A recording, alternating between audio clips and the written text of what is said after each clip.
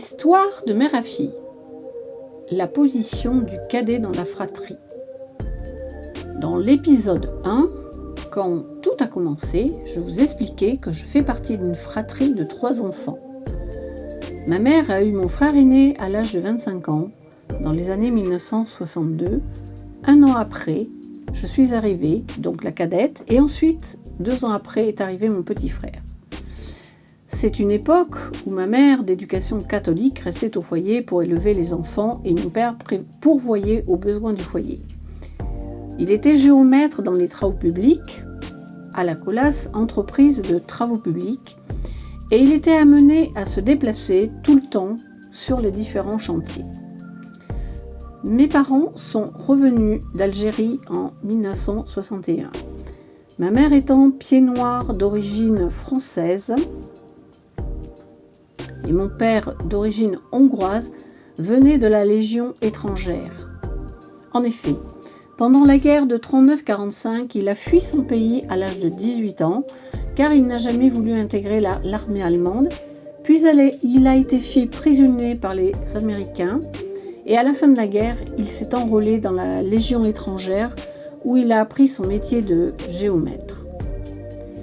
Il a commencé à pratiquer son métier en Algérie, dans le Sahara, pour faire les terrassements de route et aussi l'aéroport d'Alger, notamment quand il a intégré la Colas. C'est à la Colas qu'il a rencontré ma mère, qui était une jeune secrétaire de 21 ans, et mon père, lui, en avait 37 ans, et ils se sont rapidement mariés. Donc, revenu en France avant les événements d'Algérie en 1961, mes parents se sont improvisés agriculteurs en aménageant dans une ferme à Belvèze, dans le Tarn-et-Garonne, et cela pour une période de transition. C'est là, à la ferme, où nous sommes nés, moi et mon frère. Mon frère étant le premier, il a toujours été exclusif avec ma mère, et quand je suis née 1 an après, je suppose que je l'ai privé de cette relation privilégiée. Ma mère avait beaucoup à faire avec 2 enfants en bas âge, qui plus est à la ferme sans les commodités modernes. Puis mes grands-parents et arrière-grands-parents du côté maternel sont revenus aussi en France et ont fait construire une maison familiale à double étage à Mérignac en Gironde. Mes parents ont alors aménagé au 2e étage et mon père a repris son métier au siège de la Colas à Mérignac, et c'est à ce moment-là que mon petit frère est né 2 ans après ma naissance. Donc nous étions 3 en septembre 1965, mon grand frère de 3 ans, moi-même de 2 ans et mon petit frère nouveau-né. Mon frère aîné n'avait pu profiter de mes parents en exclusivité que pendant 1 an, et moi de manière partagée avec ma mère pendant 2 ans, car mon père était tout le temps en déplacement. Heureusement que nous avions nos arrière-grands-parents au rez-de-chaussée, qui vivaient avec ma grand-mère, veuve et encore active. Elle était secrétaire de direction dans le secteur des travaux publics. Les chiens ne font pas des chats. Donc je pense que ma mère gérait toute seule l'organisation du foyer et l'éducation des enfants, car mon père était rarement présent ou trop fatigué après son travail, comme c'était beaucoup le cas à l'époque. Je me suis donc trouvée entre un frère contraint d'être autonome à 3 ans et, par la même occasion, moi-même à l'âge de 2 ans à l'arrivée du petit frère.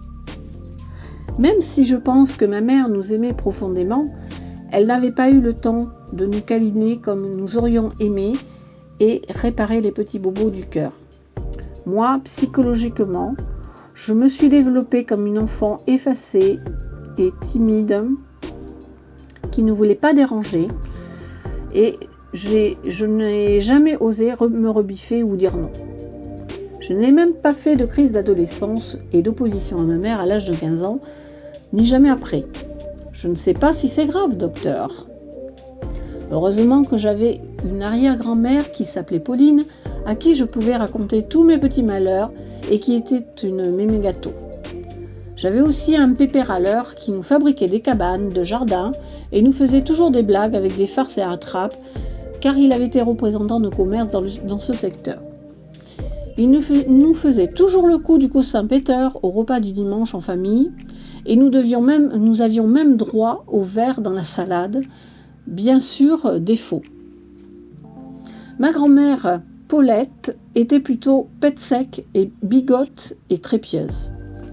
Ado, combien de fois, au repas du dimanche, elle me demandait de débarrasser la table sans jamais demander à mes frères. Là, c'en était trop.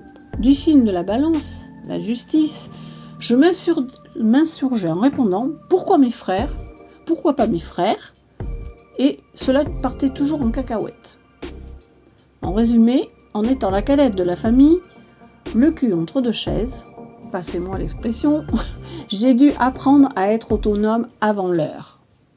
Finalement, j'ai pu développer une certaine indépendance, une soif de la liberté, une faculté d'adaptation, car il faut toujours tirer les avantages de toutes les situations qui se présentent sur notre chemin. Et vous, quelle a été votre expérience de cadet ou de cadette dans votre fratrie ?